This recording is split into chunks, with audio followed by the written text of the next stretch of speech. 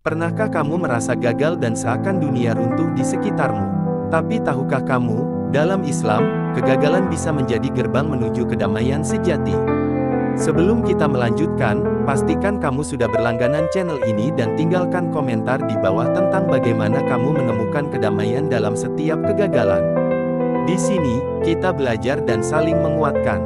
Dalam Islam, kegagalan bukanlah akhir dari segalanya. Sebaliknya, kegagalan adalah momen yang bisa mendekatkan kita kepada Allah dan membuat kita lebih bijak dalam menjalani hidup. Di dalam surah Al-Baqarah ayat 286, Allah berfirman bahwa Dia tidak akan membebani kita di luar kemampuan kita. Allah tidak membebani seseorang melainkan sesuai dengan kesanggupannya. Ini berarti setiap ujian, termasuk kegagalan yang kita alami, sudah diukur oleh Allah sesuai dengan kemampuan kita. Lalu, apa yang sebenarnya Allah ingin kita temukan di balik setiap kegagalan itu? Mari kita mulai dari konsep dasar dalam Islam, qadar atau takdir Allah.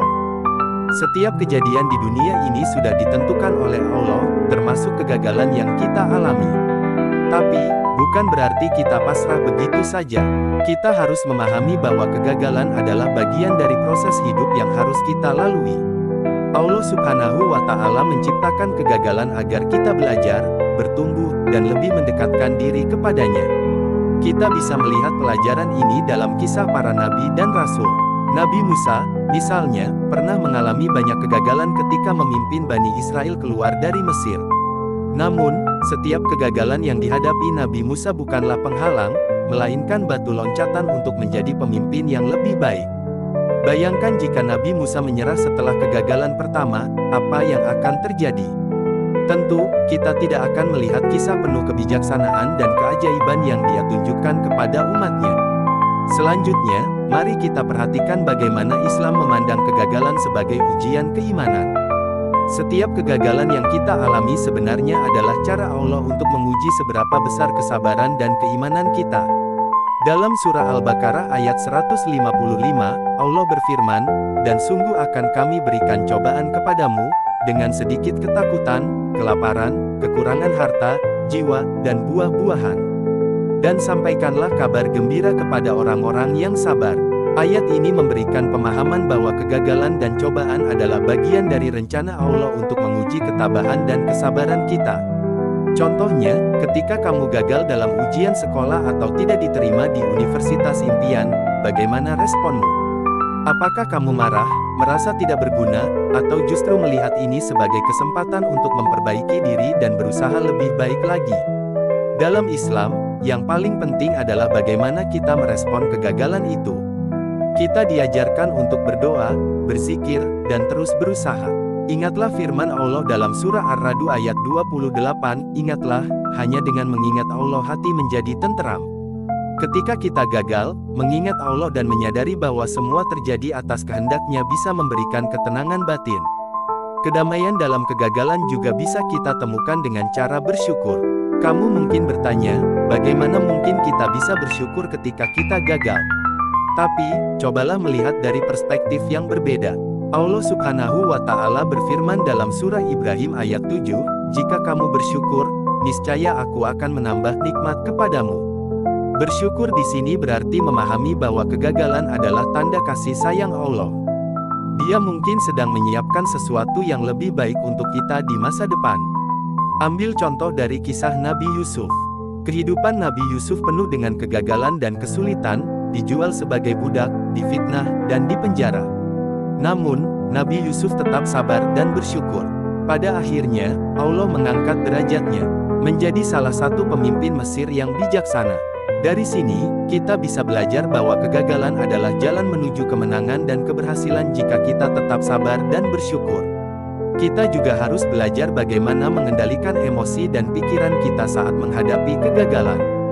Dalam Islam, menjaga hati dan pikiran agar tetap positif adalah kunci untuk menemukan kedamaian. Salah satu caranya adalah dengan berzikir, seperti yang diajarkan dalam berbagai doa dan amalan sehari-hari. Saat kita merasa sedih atau kecewa karena kegagalan, perbanyaklah membaca istighfar dan memohon petunjuk Allah. Dengan begitu, hati kita akan lebih tenang dan kita bisa melihat kegagalan dari sudut pandang yang lebih jernih. Selain itu, jangan pernah meremehkan pentingnya lingkungan dan teman-teman yang mendukung. Dalam Islam, persaudaraan sangat dijunjung tinggi.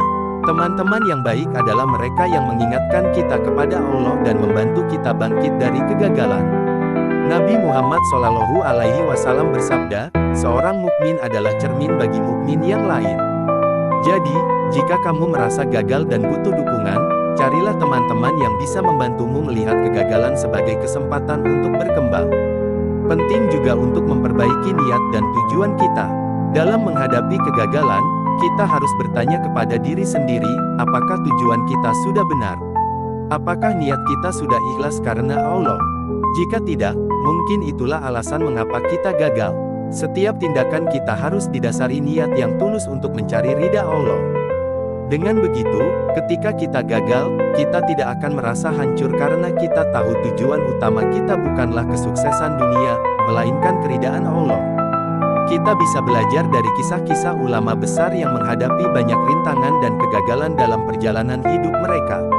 Imam Syafi'i, misalnya, dikenal sebagai salah satu pendiri mazhab besar dalam Islam. Namun, tidak banyak yang tahu bahwa ia pernah mengalami banyak kesulitan dalam belajar dan berdakwah. Tapi ia tidak pernah menyerah. Ia selalu berkata, barang siapa yang tidak mau merasakan pahitnya belajar sesaat, ia akan merasakan hinanya kebodohan sepanjang hayat. Ini adalah pelajaran berharga bahwa kegagalan dalam belajar adalah bagian dari proses menuju ilmu yang sejati. Begitu pula dengan kisah Imam Ahmad bin Hanbal yang menghadapi penganiayaan karena mempertahankan keyakinannya tentang kemurnian ajaran Islam. Selama bertahun-tahun, ia dipenjara dan disiksa, tetapi ia tidak pernah goyah. Ia menerima semua kegagalan dan penderitaan itu dengan sabar dan percaya bahwa Allah memiliki rencana yang lebih baik. Dan benar saja, keteguhannya menjadi inspirasi bagi jutaan muslim di seluruh dunia. Terakhir, ingatlah bahwa kegagalan bukanlah suatu hal yang memalukan. Malah, itu adalah tanda bahwa kita mencoba, berusaha, dan berani menghadapi hidup ini. Kegagalan adalah batu loncatan menuju kesuksesan. Dalam Islam, yang paling penting adalah bagaimana kita bangkit setelah jatuh.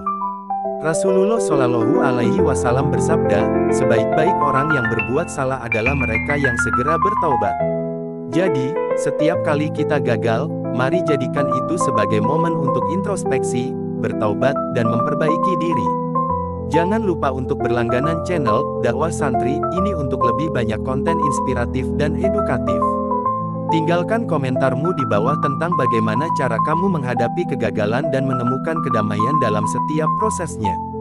Bersama-sama, kita bisa saling mendukung dan menguatkan di jalan Allah. Terima kasih sudah menonton, dan tetap semangat dalam menghadapi setiap ujian hidup.